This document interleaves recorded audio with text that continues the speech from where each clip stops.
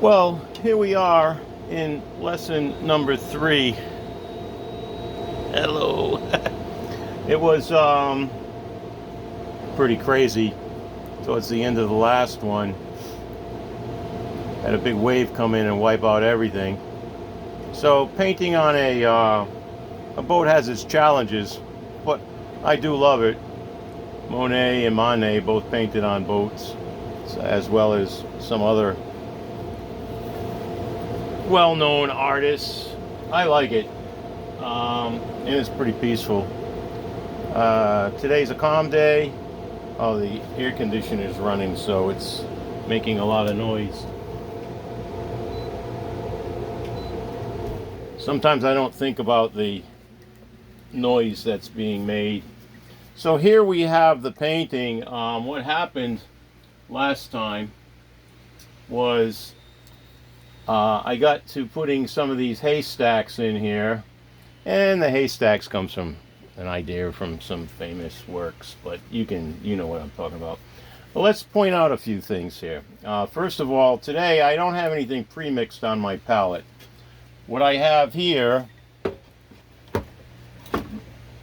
because we're going to put in a few details today, I have titanium white, I have cadmium yellow light, I have yellow ochre, Indian red, transparent oxide red, and burnt umber, and my ultramarine blue. And as we remember, burnt umber and ultramarine blue will make a black color if we need it.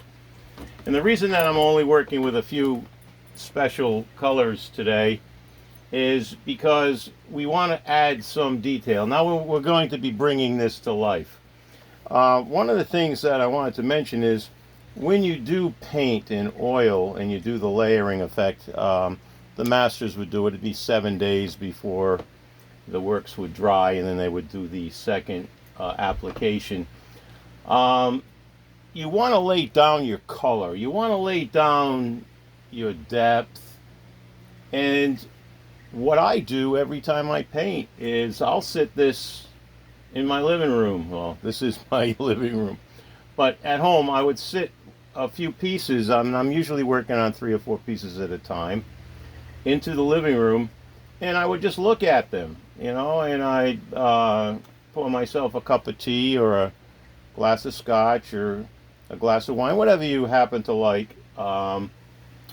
So what these haystacks that I've done is, and I've explained as we did in the rough description of the fence coming through the path, is that as they go further back, they get closer together and less in focus.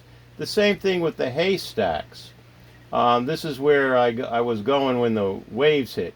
But I also pointed out that when you paint anything, if I put a haystack here and one here and one here and one here, it gives it a flat feeling. It gives it, you don't have the depth that you'd like to get. So what I've done is I overlapped some of them, and that always helps. Now today, hopefully, we're going to add in maybe a farmer walking down the road with a rake and with his little son or something. And we're going to just show how you can just block all of this stuff in and have fun with it. Don't be beating yourself up. Oh man, I've been painting since I was a kid, and I've beat myself up over things. And if you don't like a piece, or if it's getting to you, I learned this from, I took a year's worth of classes with Dan Edmondson. Take the painting, but put it behind your door and don't look at it for a few months, maybe a year even, and then pull it out and you get a different perspective. And that's another point I want to make, is when you start looking at something so intense all the time. Let's say I was working on this little area over here. I get so wrapped up in it. It's the old saying, you don't see the forest through the trees. So what we're going to do today is, as I mentioned, as things come forward, they get more chromatic. As they get further back, they get less saturated. As you can see with the tree here, very faded green, and then there's a mid-tone, and these are your values. And I always recommend, whenever you put your paint on your canvas and mix it up, that you mix at least three values: a dark value, a medium value, and a light value. So what we're going to do today is I'm going to just take some of that straight Indian red, and I'll probably, you know what, I'll do it so you can see it. Let's see, yeah, we can see that. I'm going to take some of that straight Indian red, and I don't usually mix stuff on the palette. I'm going to mix some yellow ochre with it and touch the canvas, and I say, okay, I kind of like that. Now the sun's coming in from here, so we're going to make this side of the haystacks, we'll call them, darker. So now all of a sudden, as you can see, as I'm making those darker, it gives it more depth, more perspective. Now that this sharp edge here kind of takes away from what I want. I want it to blend. So I'll take a dry brush, and the brushes I'm using today, by the way, is I'm using a round soft 2. I'm using a smaller number 2. This is an Old Holland 722 Kozlinski, and I'm using a number 2 bright. I like the brights. They give me a sharp edge when I need it, and they also allow me to blend.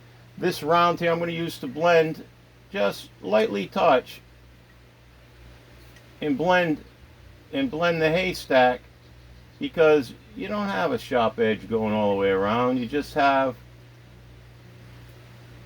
see how it blends as we're coming around.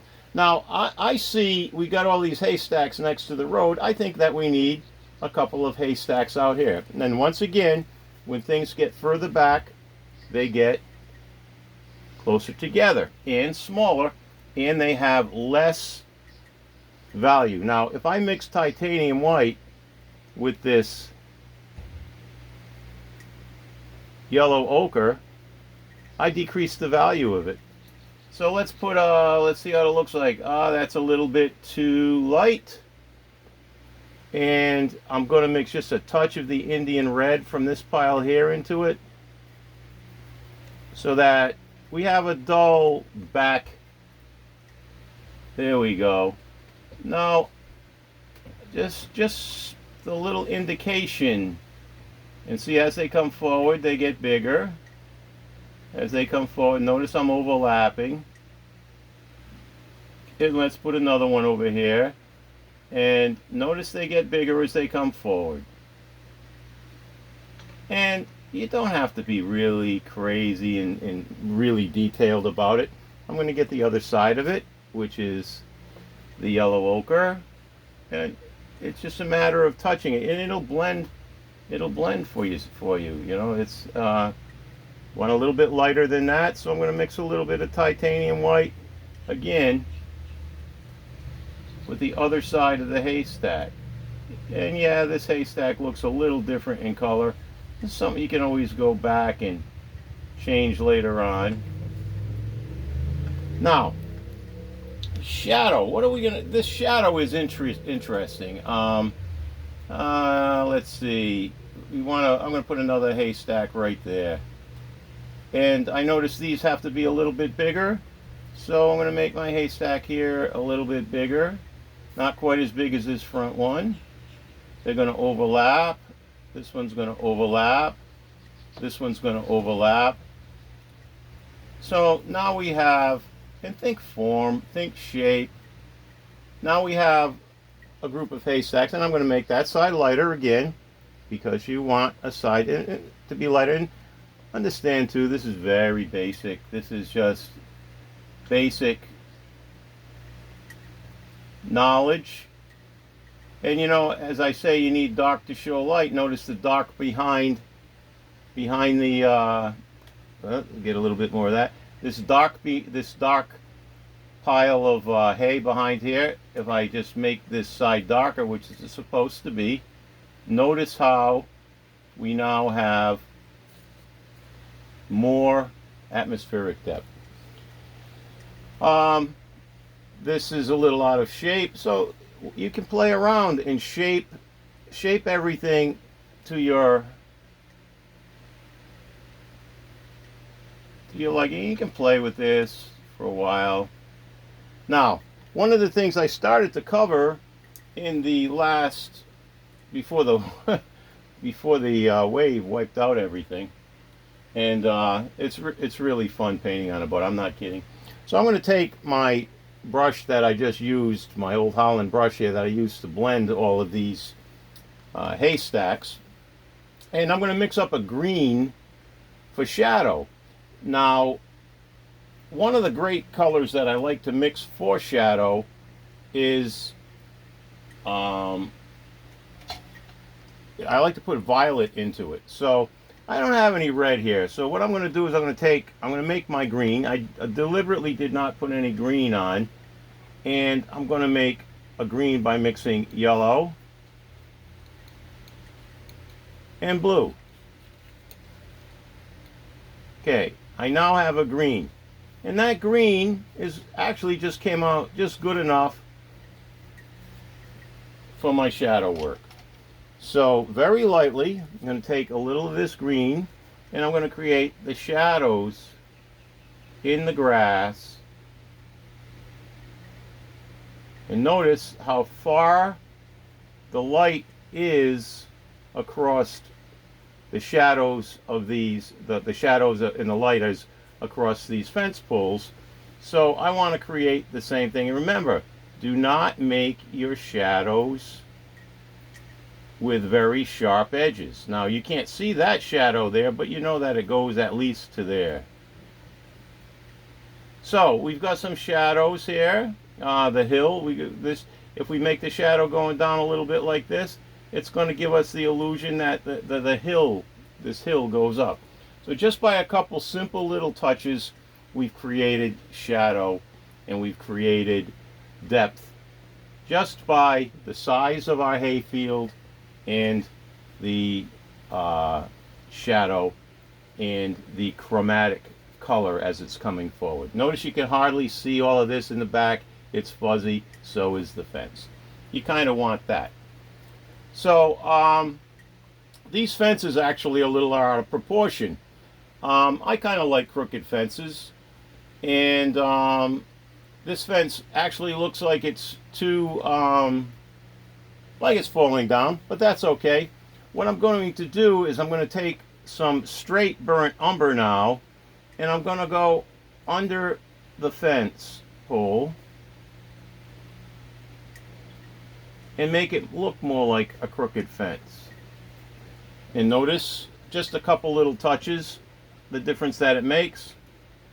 I'm going to put some dark on this side. Now I want to make this pole a little deeper, and there's a reason for that. The reason for that is we're going to put some people in here, and we want, and I'm going to make the other side just a little lighter because we have light on that side. And of course you can't see anything way back there, it just kind of fades off into the distance. Now, so I want to put a farmer going down the road. Well, I want to block it in first. And when you're going to put somebody in that kind of a distance, you don't really want to spend a whole lot of time on detail. We're going to fix that pole. Now, your average person,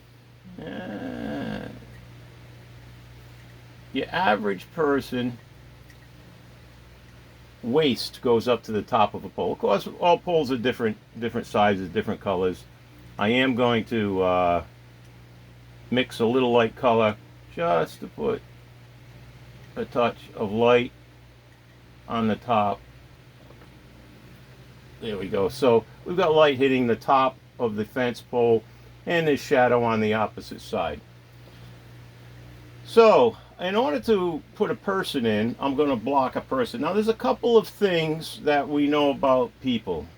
They're anywhere between 6 and 8 heads high, but we're not going to concentrate on that right now. But just have that piece of knowledge. I'm just taking a basic any color that isn't that I'd be able to blend in if I made a mistake. So here's, let's say right here, the guy's waist is going to be right there. Okay, I'd say about the height of the pole. And we want him walking down the road. So here we go. We got one leg kind of coming forward and one leg back. Now notice I've got just a little bit, I've got this leg here in front of this leg. And I'm going to put the top in now, the top of the guy, and let's see. Your average person, and everybody's different, so if he's in really good shape, he's going to have a really broad shoulder. Now, I want this guy carrying a rake. So how do we look at that? We got our shoulders here, we got our clavicle bones here, and so he's going to come down and he's going to come over, and the right hand is going to be holding a rake that's going to eventually end up like this. And we might put a boy in there or whatever. So now we've got a person walking down the path. I want to put a hat on him. I want to put a sombrero type hat. So I'm going to take a little yellow. I'm going to take a little yellow ochre. I'm keeping with the color of the entire painting, and I'm going to make a sombrero hat. Really easy. We got a top, and we've got the hat. Now, all right, so I kind of got the shape. I'm going to take a little brown, and I'm just going to touch where a foot might be. Okay, no big deal. We got shadow again, so we'll have shadow on the inside leg, and we're not going to go crazy with it. Just touch it lightly with a little shadow on the opposite side of the body. We're going to have a little shadow. And notice I'm not being really crazy about it. Under the arm, as the arm's coming up and going over, we're going to have shadow under there. Now, most people are wearing a blue shirt. I don't want a really strong blue, so I just muted it with a little of that brown. So here's his farmer's top, and there's his arm, and it's coming over, and we got this arm coming down like this, and we're going to put a rake going across, or a fork or something, and that's going to be a little tough because we're trying to get a little bit more detail. I'm going to need a little bit more brush, more of a sensitive brush. But here's the sombrero, here's his hat, and the other side of the hat is darker. Now that we've got the shape that we want, we'll make the other side of the hat darker. And underneath, we want a little darker on that side there.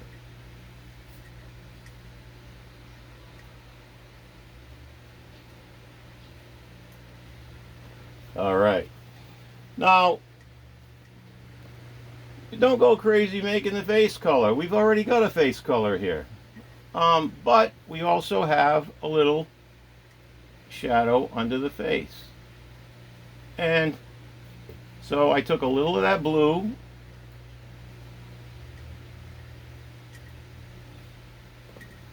and we'll take a little of the dark. I'm going to make a little dark out of a little brown, a little blue, a little brown. And I don't usually, like I said, I don't usually mix stuff onto the palette like this, but I'm doing that.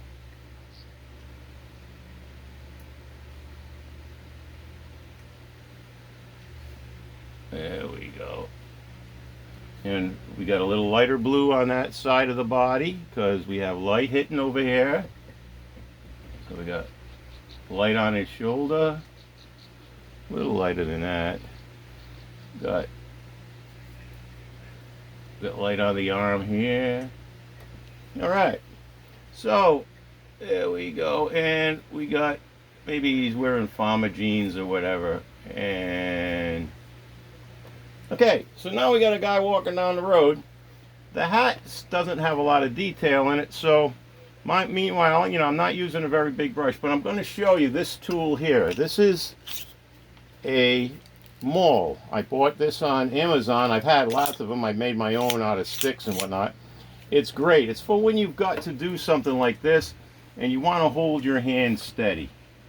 So I want this hat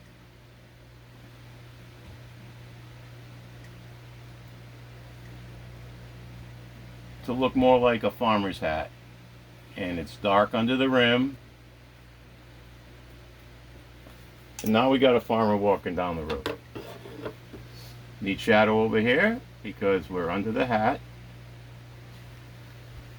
Okay, feet are too small, obviously. You measure proportion. So I'm going to take a little bit more of that dark color I made with the burnt umber and ultramarine blue. And I'm going to make, using them all,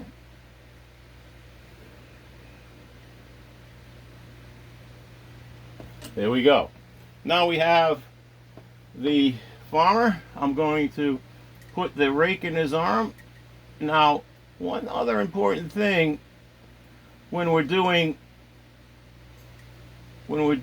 these type of paintings is you don't have to make every line. Here we go. We got a farmer carrying a rake.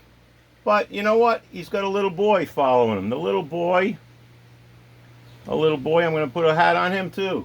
The little boy is his mentor. He's like, hey, Dad, I want to follow you. So there we go, a couple little strokes. We make the little boy, we're going to give him a blue shirt also. Or a little girl, we don't care. We're going to give them a little shirt also. And this is how easy it is to put in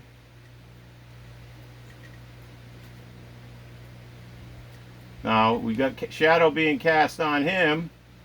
We could even, let's put his arm up here holding Dad. Yeah, there we go. And they usually have blue jeans or something, but we're going to make it a little duller color. We're going to take a little bit of the yellow ochre and a little bit of that beat up blue just to make the bottom pants a little bit different color. And there we go. And notice the front leg is stepping forward and the back leg is back. Remember to think of foreshortening. And we're going to put the shoes into that little boy too. So there's the shoe, walking with Papa, and there's the foot behind him. Now, got shadow with Dad on the boy, so we got dark in his shirt, and we can take same brush. I'm going to go up here. I'm going to make a little bit of a flesh color and a little bit to red. So I'm going to put a touch of green in there. That's right, green and red make a nice flesh color. You don't want to overdo it. There we go. So now we got flesh for the face of the boy, and we just touch it, and flesh for the face of the dad. And later on we can put little indications in there. But we've used the fence. See, there's a little bit of proportion off there. And this is what you do. You sit back, you look, you sit back, you look. And the leg being back, it's foreshortened. So if it's pointing back, it's not going to look really proportionate. All right, so now look at this. We've got perspective. Hey, we want another little person down the road. Now we don't have to be as detailed. There's another little person watching down the road. Maybe his little sister or somebody. Now notice, further back, people are smaller. And we can make somebody just looking out over the water. Over the field. So it's as easy as that. And once again, we do notice it's not detailed, but we want light to show on the person. So there we go. Another person walking down the road. It's as simple as that. You make the illusion, you make it fuzzy. You've got your perspective. And you know, we could keep playing with this, and when this dries, I'll put maybe some creases in the pants, and we'll play with that later. We've got a pretty good piece going here. I'm now going to introduce you to the world of the palette knife. And I know Bob Ross was great for this. But what I'm going to do is I'm going to even increase the depth of this piece even more.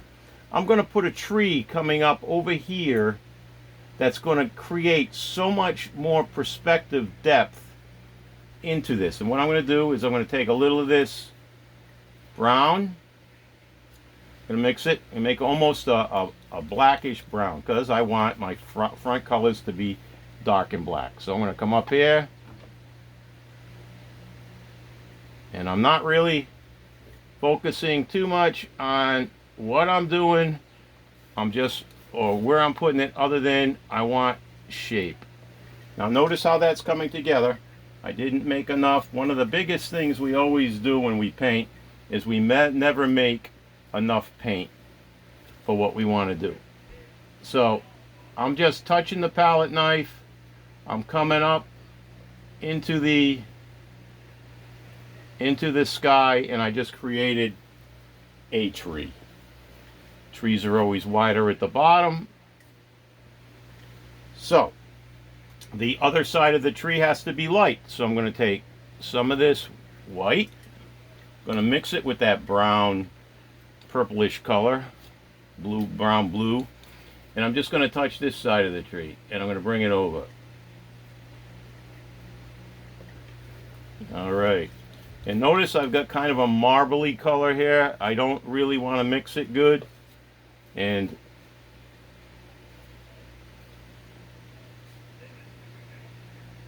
there we go. Oh, it's probably an old,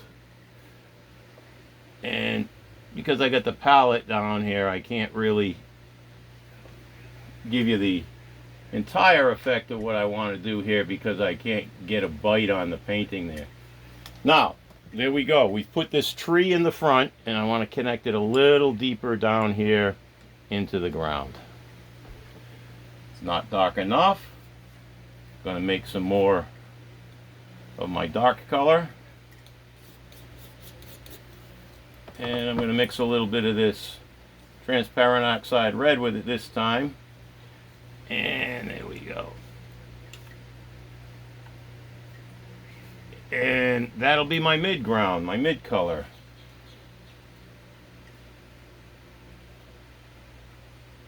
And notice too that the thicker the paint is, the more it comes forward. All right. We now have created a perspective piece. Very basic. This is very basic, very quickly done. Now I'm going to fill in a little bit of this with branches, and whether we want to put trees on it or not, what I'm going to do is I'm going to take my liner brush, and we're going to a real fine liner brush, because we can put a lot of detail in with that. Now remember, this is walnut oil. This is what I use to thin my paints, and this is a liner brush. This is a number 2/0, and don't worry about shaky hands, because shaky hands are good.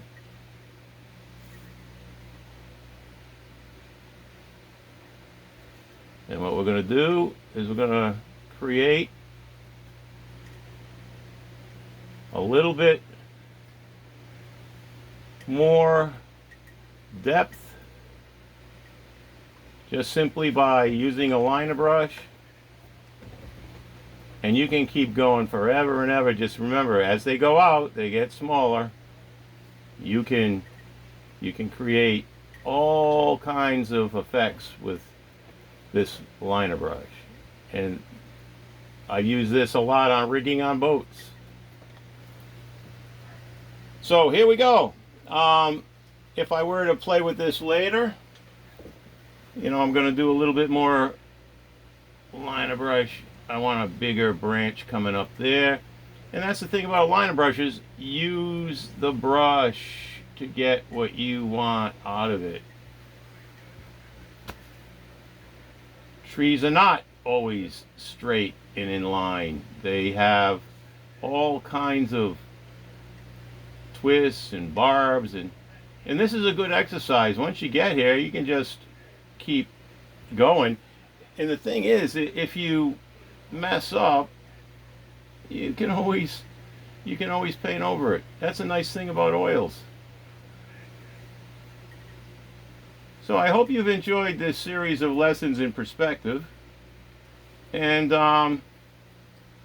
you know what? I am going to add a few little details. I am going to take, and I showed you this stuff before. I'm going to take let's see, I've got it here someplace. This is a pretty beat up brush. It's even got dried paint on it. And I'm only going to use this to create the indication of color. I'm going to make some more green with my ultramarine blue and my cadmium yellow.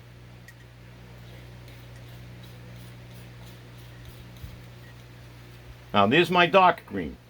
Remember, whenever we do leaves, we want to start with dark. So I have no idea what kind of pattern or texture I'm going to get, but I kind of like it. I'm just going to touch the corner of this and just touch here and there.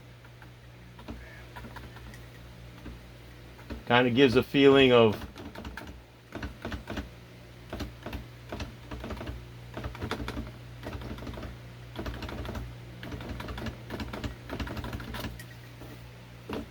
so we got the feeling of some tree limbs, and you can always overwork it too much. You don't want to overwork it too much. So we've got a few leaves up there. I want highlights, so I'm going to take a little bit of white. Normally I would use yellow, and I'm just going to make kind of another mix. And let's see, use that other side. This is what I say, save your beat up old brushes, and there we go. And just touch it here and there.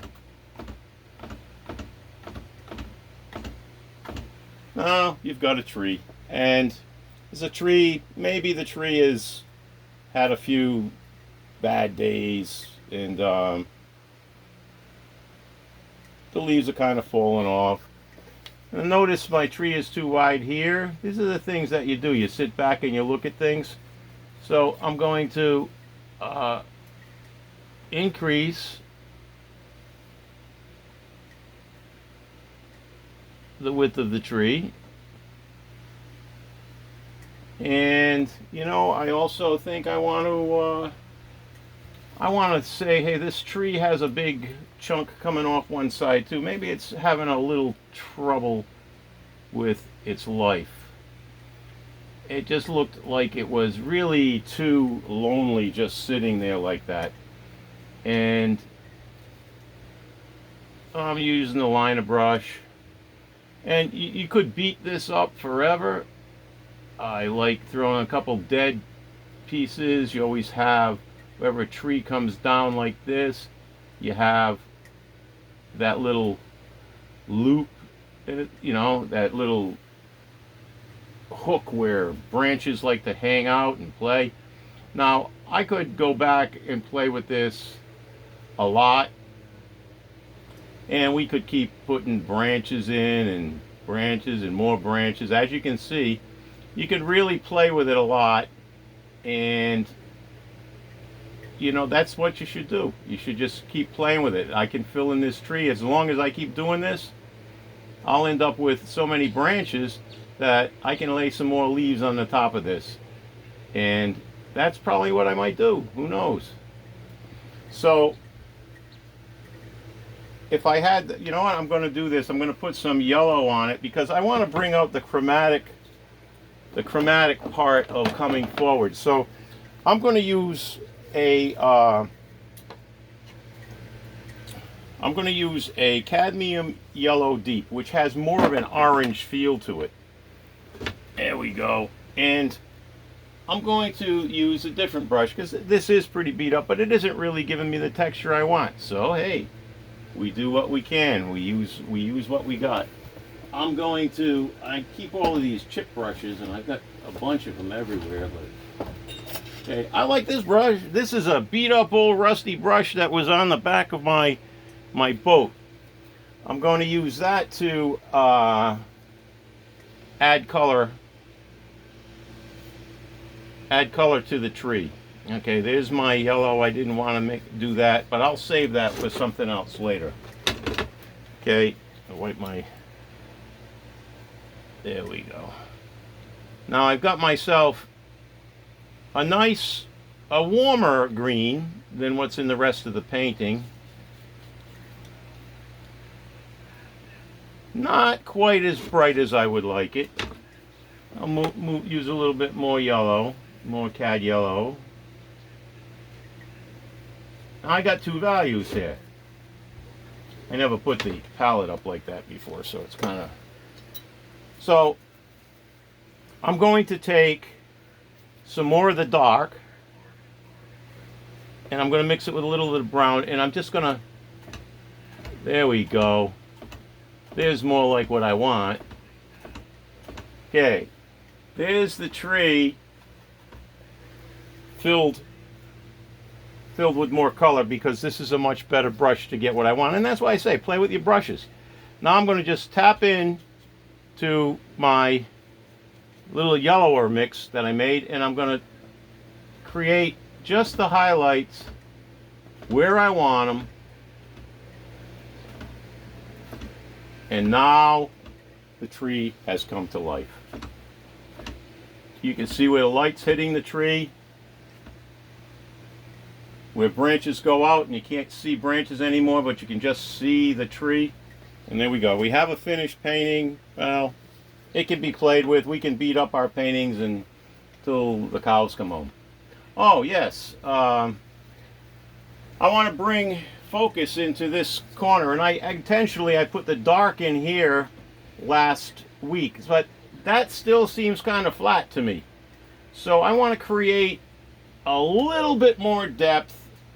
How am I going to do that? I'm going to make this a more yellow red feel to it. So I'm going to take this Indian red and mostly the yellow with a little of that Indian red, just a little bit. And when you see how this is going to pop, using this same brush, not this brush, this one, this brush right here, the one that I just used, I'm going to kind of tap it off on my rag a little bit. You can see how the bristles, if I just touch them, they'll create a series of different spots. Now this is just one way of many ways of doing this. So there I go. You can see that right there. I have a little thing of a whole bunch of bristles touching. I'm just going to touch it. I'm going to touch it, and you can always overdo it, so you have to be careful. I'm going to load it up again. I'm going to just touch it and touch it. Now you can see how that brought out. Almost looks like a nice autumn feel. Maybe want just one touch over here. There we go. It's got some of the same color over there, not quite as powerful, coming out over the path right there. There we go. I want maybe just a touch more, and this is what can happen. You can beat it up, you can beat it up, and you can beat it up. Anyway, I hope you've enjoyed these 3 segments of painting. I'm going to try to bring you in more into see the painting now that it's finished. And thank you for watching.